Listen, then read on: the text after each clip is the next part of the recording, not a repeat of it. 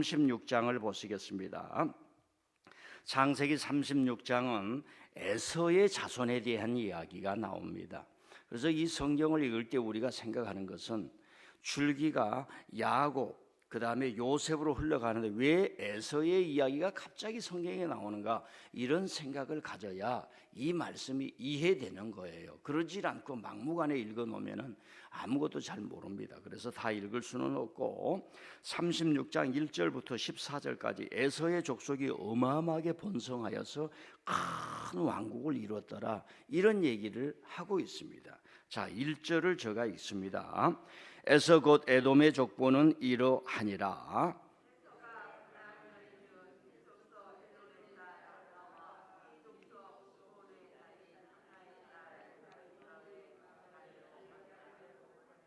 또 이스라엘의 딸 느바요세 누이 바스맛을 맞이하였더니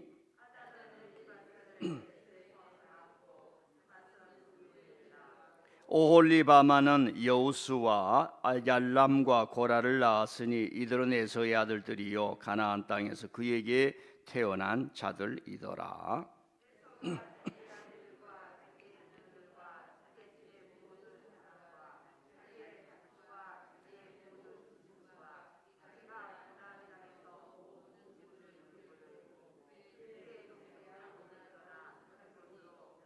두 사람의 소유가 풍부하여 함께 거주할 수 없음이로라. 그들이 거주하는 땅이 그들의 가축으로 말미암아 그들을 용납할 수 없었더라. 세일산에 있는 에돔 족속의 조상 에서의 족보는 이러하고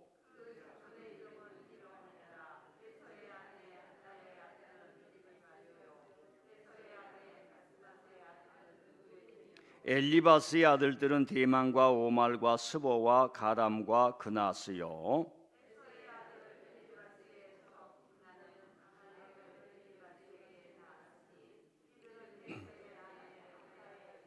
13, 14를 같이 합니다. 루레의 아들들은 나핫과 세라와 삼마와 미사니, 이들은 에서의 아내 바스맛의 자손이며 시므온의 손녀 아나의 딸 에서의 아내 오홀리바마의 아들들은 이러하니 그가 여우스와 알람과 고라를 에서에게 낳았더라. 아멘. 자, 오늘 읽을 말씀을 통해서 귀한 하나님의 뜻이 전달되기를 바랍니다. 토요 새벽마다 오신 여러분의 기도가 장작불처럼 활활 타올라서 여러분의 심장을 뜨겁게 만들고 인생의 그 영광로를 뜨겁게 만들어서 힘차게 전진하실 수 있기를 바랍니다. 오늘 말씀을 깊이 생각해 보면 왜 성경은 갑자기 에서의 족속의 이야기를 하면서 이 족속이 크게 번성하였더라, 이런 말씀을 우리에게 주고 있는가 묵상하지 않을 수가 없습니다. 옛날 사람들은 과거의 이야기를 전할 때에 오늘 우리처럼 어떤 사건에 대한 해석적으로 이야기를 하는 것이 아니라 사람의 행위, 즉 족보를 이야기함으로 과거를 이야기했는데, 오늘도 에서의 족보의 이야기가 나오고 특히 창세기나 구약에 보면 여러 사람들의 족보의 이야기가 나옵니다.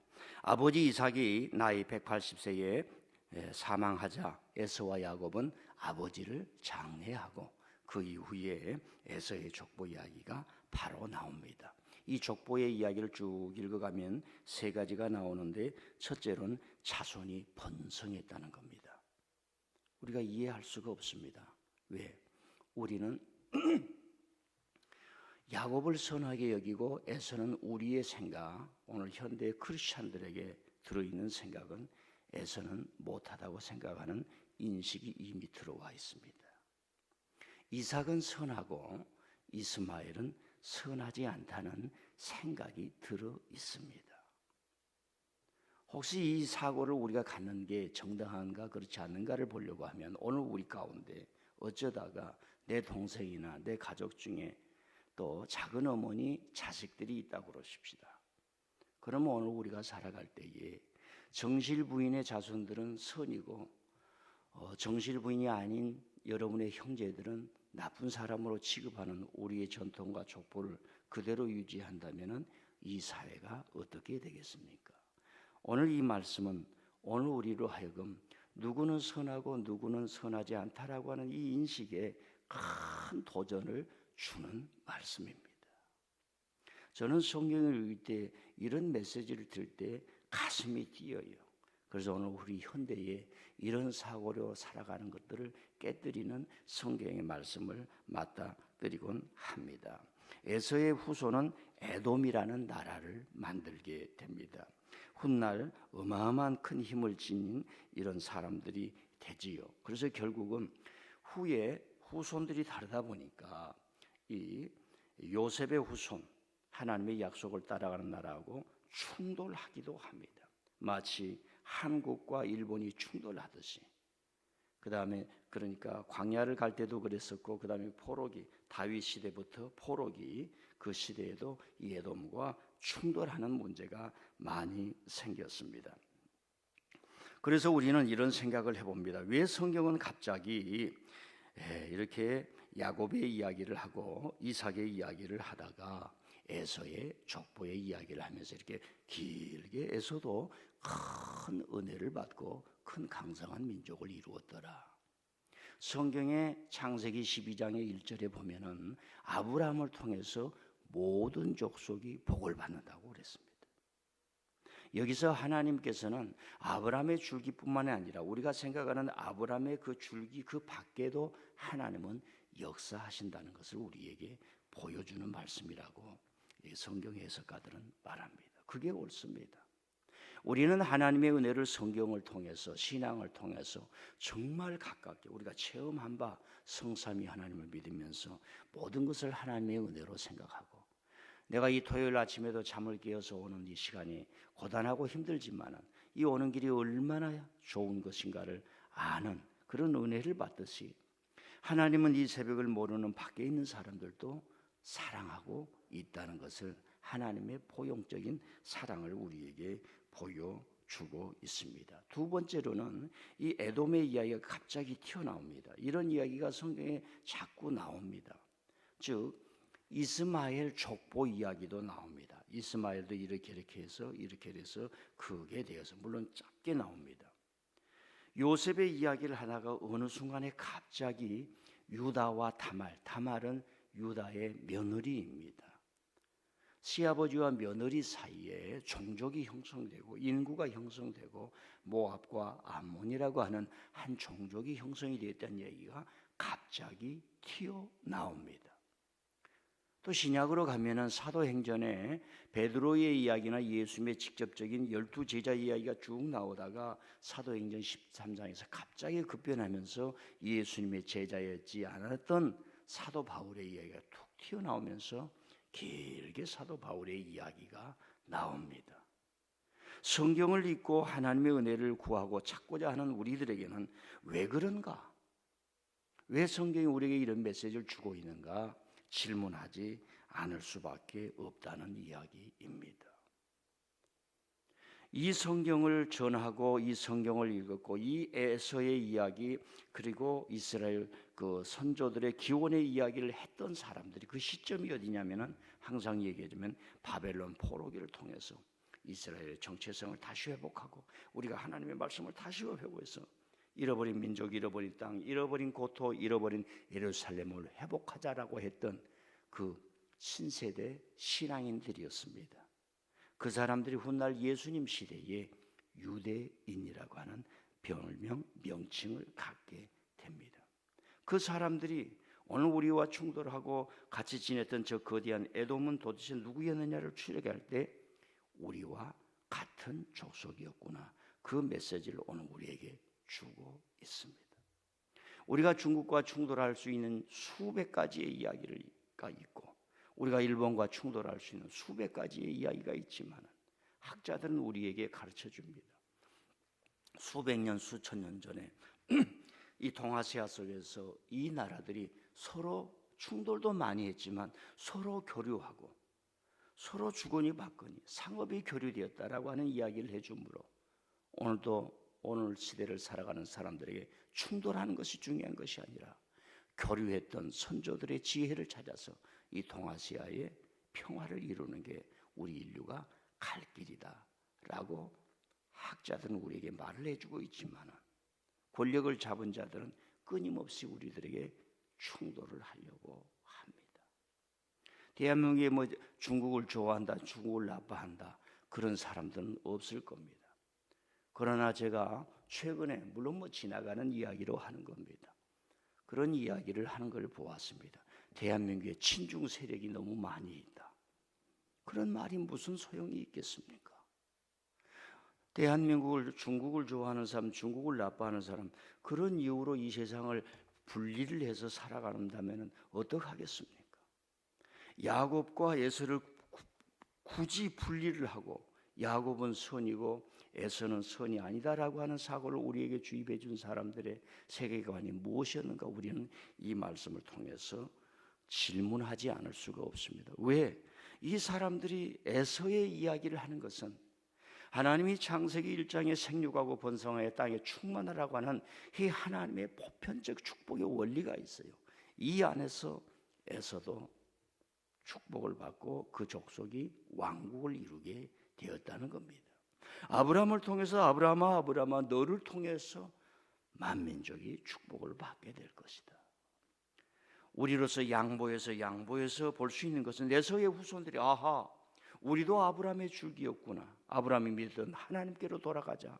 그런 구원의 섭리가 있다라고 주장했던 사람이 로마에서 바울이 주장한 것입니다. 자기를 박해하고 예수님을 죽였던 그 유대인 그 조상들이 다시 그리스도께로 돌아올 날이 있을 것이라고 하는 하나님의 놀라운 섭리를 전했던 것이 로마서의 바울입니다.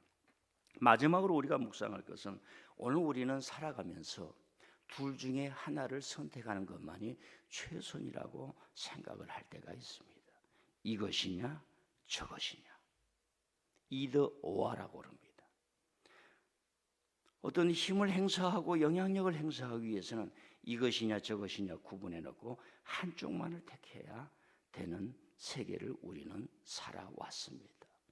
예수님 시대에는 유대인이냐 이방인이냐 해서 유대인만이 선민이라고 했을 때 저와 여러분이 복음서를 읽으면서 우리의 의식이 깨어지지 않아요? 이방인이야말로 주께로 돌아와야 한다는 예수님을 믿고 영접하는 모든 사람이 하나님의 자녀가 되어야 된다는 그 말씀을 주신 분이 예수님이십니다. 만일 우리 속에 이것이냐 저것이냐 둘 중에 하나를 선택해서 이것만이 선이다라고 하는 사고를 갖게 되면 저와 여러분들은 예수님 믿어서는 안 됩니다. 왜? 예수님을 믿는 사람은 원래는 유대인들이 믿었던 거예요. 사도행전을 보면 그것이 점차 퍼져서 이방인이 들어오게 되고 그리고 초대교회 지도자들이 엘리트들이 그걸 확 퍼뜨려버린 거지. 유대계 세계관만 가지고는 이 세계에 하나님을 전파할 수도 없고 좋은 세상도 만들 수 없고 생육하고 번성할 수도 없고 평화를 샬롬을 번성할 수도 없고 예수님의 사상 자체가 전통적으로 거역했던 나병 환자, 피부병 환자도 만져야 되고 만나지 말아야 될 여성들에게 가서도 그들도 하나님의 자녀라고 하는 것을 가르치고 오늘 우리가 역사책을 조금만 공부를 해보면 지금도 여성들은 여혐 아시죠? 여혐이라고 그러니까 어떤 할아버지가 어허 그 말로 이해하는 사람이 있어요. 얼마나 여혐이 많습니까? 지금 세상이 바뀌어간다는 사실을 아시길 바랍니다. 좋은 회사들이 여성을 CEO로 앉히지 않는 회사는 투자자들이 다 물러가고 있어요. 그래서 나라마다 여성을 임원으로 앉히지 않는 회사는 법으로 금지하는 나라가 지금 나오기를 시작합니다. 대한민국 제가 신문을 보면 겨우 무슨 회사에 여성이 임원으로 뭐 이렇게 임명이 되었다라고 하는 게 뉴스가 되는 사회예요. 제가 하는 얘기는 여성이냐 남성이냐 얘기가 하지 않습니다. 저와 여러분의 심장과 이 머릿속에 의식 속에 생각 속에 이것이냐 저것이냐 둘 중에 하나만 택해야 돼서 살아가는 시대. 중세 시대는 이것이냐 저것이냐 했을 때 우리가 이것이다 이것만 택하다 우리가 아닌 저 사람들은 마녀다 하면서 마녀 사냥을 한 거예요. 불에 태워 죽인 겁니다. 제가 우리 교인들에게는 얘기를 했죠. 왜 중세에는 마귀가 들린 사람은 다 여자였는가? 남성 시대 사회였고 권력의 시대였기 때문에 자기 눈에 약자로 보는 사람은 마귀로 보는 거예요. 그래서 우리가 어떤 사람이 마귀야 물러가라 했을 때 상당히 조심해야 돼요. 팩트를 알지 못하고 그 누군가 전해준 이후에 어느 날 제가 며칠 전에 집에 갔는데 우리 딸이 마귀야 물러갈지어다. 우리 딸이 그러는 거예요. 웃지도 않으시네요. 그래서 그 아이가 알고 있는 마귀가 무엇인가 제가 물어보려고 했지만 집에서 그런 거 물어봤다가 대화가 됩니까?